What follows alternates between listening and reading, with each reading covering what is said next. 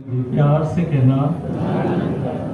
शास्त्रीगत आज हम सभी देख रहे हैं हमारे बीच आदरणीय महात्मा उदासी जी बैठे हैं। दास देखकर सभी के चेहरे पे रौनक भी है। अभी महात्मा कह भी रहे थे दास को वो बात ध्यान आई कि पतझड़ के मौसम में बाहर आ गया है, मेरी धड़कनों को करार आ गया है। आप महफिल में तशरीफ लाए हैं साकी, इस सबके चेहरे पे निखार आ गया है।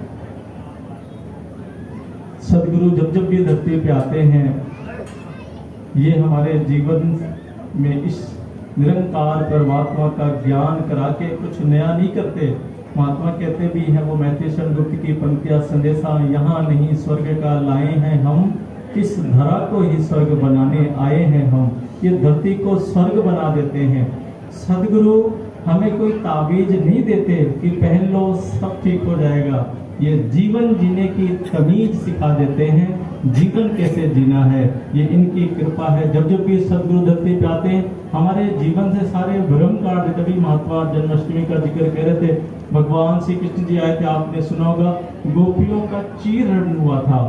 धर्म ग्रंथों में प्रतीकों के द्वारा समझाने का प्रयास किया गया। गोपियां दरअसल इस आत्मा का प्रतीक है।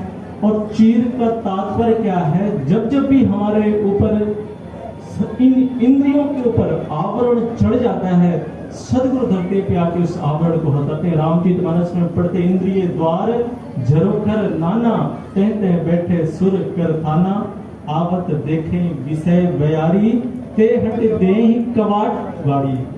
एक एक इंद्रियों पे, हमारे आंखें के ऊपर, कान के ऊपर ये आवरण चढ़े थे, सदगुरु आके वो आवरण हटा देते हैं। इस ब्रह्म के साथ मिला के एक कर देते हैं कि सारा मानव परिवार अपना है। आओ दुनिया में ऐसा माहौल बनाया जाए, इंसान को इंसान के करीब लाया जाए, मिलकर इकट्ठे हर रंग हर नस्ल के नर मानवता का सुंदर सा गुलदस्ता सजाया जाए। ये पैगाम होता है सदगुरु का, इस एक को मिला के, क्योंकि परमात्मा एक है। एक को देवः सर्वभूतेषु गूढ़ः सर्वव्यापी सर्वभूतांतरात्मा, कर्मद सर्वभूतादिवासा साक्षी चेता केवलो निर्गुणस्य। ईश्वर परमात्मा एक है, इसलिए एक का बोध करा दिए। हर धर्म ग्रंथों के संदेश, बाइबल होली बुक बाइबल में हम पढ़ते, गॉड इज वन, ईश्वर एक है। In God we live and move and have our being. हम परमात्मा के अंदर ही बसते हैं। आप ब्रह्म ज्ञानी भगत देखें, हम इसी निरंकार के अंदर ही बैठे हैं। In God we live and move. जो कुछ भी हम करते हैं सब निरंकार के अंदर करते हैं। मंडकोपनिषद में मंत्र आता है, ब्रह्म वेदम तम पुरस्ताद ब्रह्म पश्चाद ब्रह्म दशरातश उत्तीर्ण ब्रह्म अदश्य ऊर्ध्वं च प्रसितम, ब्रह्म वेदम विश्वविदम वरिष्ठम।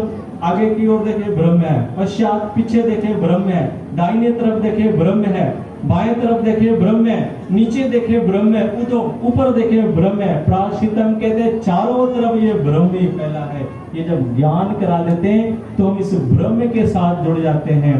कुरान पाक की आयत में भी आता है कि ईश्वर एक है, कुल वल्लाहु अहद अल्लाहु समद लम यलिद वलम यूलद वलम यकुल लहु कुफुवन अहद। खुदा एक है, ये बरहक बेनियाज है, न इसने किसी को जना है न इसको किसी ने जना है, और इसके जैसा कोई दूसरा है ही नहीं है। आज सदगुरु हमें ऐसे ही ब्रह्म का ज्ञान कराया है। और ये महात्मा कह रहे कि नाम दी दौलत जेकर चाहो, सतगुरु दा सत्कार करो, सीध झुका के कहो सदगुरु मेहर मेरी सरकार करो। सच्चे पातशाह तेरी कृपा से ये भ्रम का बोध हो सकता है, क्योंकि सदगुरु वास्तव में निरंकार परमात्मा का साकार रूप होता है। मुंडकोपनिषद कठोपनिषद दोनों में एक मंत्र आता है, नयम आत्मा प्रवचनेन लभ्यो ना मेध्या ना बहुना श्रुतेन यमे वेश विरते तेन लभ्या इस्तस ऐस आत्मा भी बुड़ते तनुम स्वाम।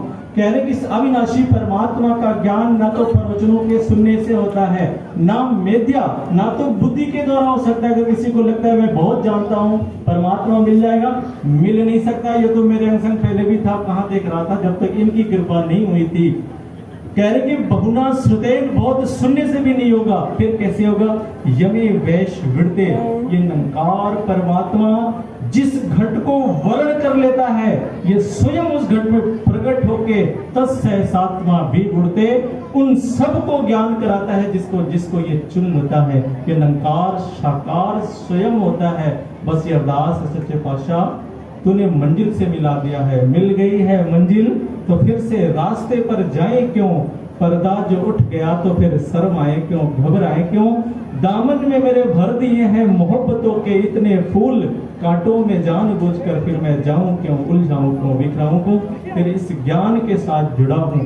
सच्चे पातशाह हम सभी जानते हैं ताश में पत्ते होते सबसे बड़ा इक्का माना जाता है, लेकिन उन इक्कों में कहते जो हुक्म का इक्का होता है वो सबसे बड़ा होता है। सदगुरु तेरे हुक्म में हम रह पाए, ये ऊंचा कर देता है। जो इसके हुक्म में आ जाता है ये ऊंचा कर देता है, उसकी लाज रखता है, ये सबसे ऊंचा कर देता है। ये अरदास, ये प्रार्थना है। जो गुरुदर आए उन्हें गिरा दे, ऐसी कोई ताकत नहीं होती, गिरता वही है जिसे यहाँ आने की आदत नहीं होती। सास में जी प्यार से कहना नानकार जी।